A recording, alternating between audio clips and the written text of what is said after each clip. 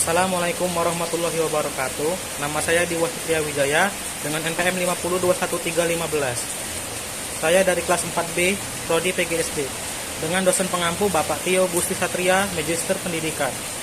Saya akan menjelaskan materi tentang perubahan dan perbedaan kurikulum dari tahun 1947 sampai kurikulum Merdeka atau Kurma.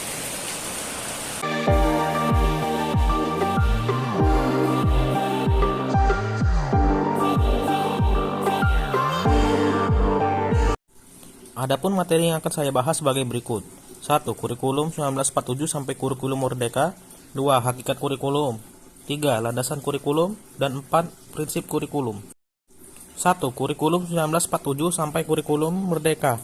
A. Rencana Pelajaran 1947. Kurikulum 1947 dikenal juga dengan istilah Rencana Pelajaran 1947. Perubahan arah pendidikan lebih bersifat politis dari orientasi pendidikan Belanda ke kepentingan nasional. B. Rencana Pelajaran Terurai 1952. Kurikulum 1952 menjadi penyempurnaan dari kurikulum sebelumnya dan diberi nama Rencana Pelajaran Terurai tahun 1952. Hal yang paling menonjol sekaligus menjadi ciri khas kurikulum ini adalah konsep tematik. C. Rencana Pendidikan 1964. Isu yang berkembang pada kurikulum ini adalah konsep pembelajaran aktif, kreatif, dan produktif. Melalui konsep ini, pemerintah menetapkan hari Sabtu adalah hari Krida. Artinya, siswa diberi kebebasan untuk berlatih berbagai kegiatan sesuai dengan minat dan bakatnya. 4. Kurikulum 1968. Tujuannya lebih ditekankan untuk mempertinggi mental, moral, dan budi pekerti, dan juga keyakinan beragama. Ciri khusus yang menonjol dari kurikulum 1968 adalah korelatif subjek kurikulum. 5. Kurikulum 1975. Pemerintah kemudian menyempurnakan kurikulum 1968 pada tahun 1975. Latar belakang kelahiran akibat dari sejumlah perubahan oleh pembangunan nasional. Metode, materi, dan tujuan pengajaran dirinci dalam prosedur pengembangan sistem instruksional PPSI. F. Kurikulum 1984. Kurikulum ini lahir karena kurikulum 1975 disebut tidak bisa mengejar kemajuan pesat masyarakat. Ciri khususnya, kurikulum 1984 lebih mengedepankan keaktifan siswa dalam belajar. Pengembangan proses belajar inilah yang disebut dengan pendekatan cara belajar siswa aktif. G. Kurikulum 1994. Pada tahun 1994, pemerintah memperbarui kurikulum sebagai upaya memandu kurikulum-kurikulum sebelumnya, terutama kurikulum 1975 dan 1984. Beberapa perubahannya dimulai dari perubahan sistem pembagian waktu pelajaran dari semester ke caturwulan.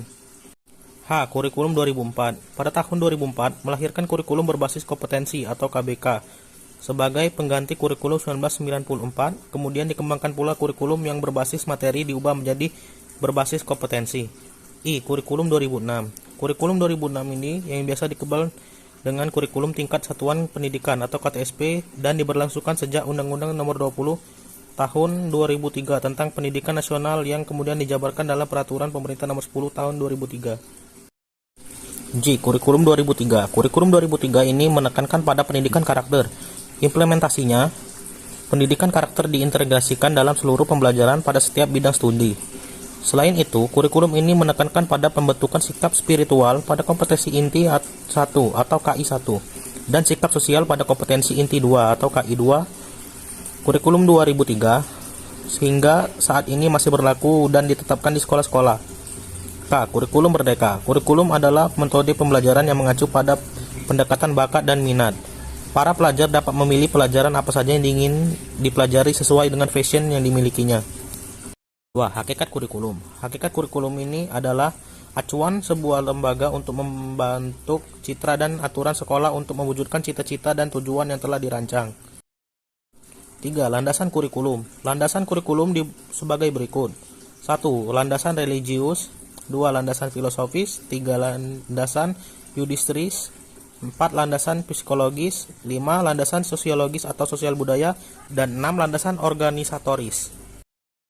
4. Prinsip kurikulum dibagi menjadi 2, yaitu prinsip umum dan prinsip khusus. Pertama, prinsip umum. 1. Prinsip relevansi, prinsip fleksibilitas, prinsip kontinuitas, prinsip praktis, dan prinsip efektivitas. Yang kedua yaitu prinsip khusus. 1. Prinsip penentuan tujuan pendidikan. 2. Prinsip pemilihan isi pendidikan. 3. Prinsip pemilihan proses mengajar-mengajar. 4. Prinsip pemilihan media dan alat pengajaran. 5. Prinsip yang berkenaan dengan penilaian. Itulah pemaparan materi dari saya. Saya ucapkan terima kasih. Assalamualaikum warahmatullahi wabarakatuh.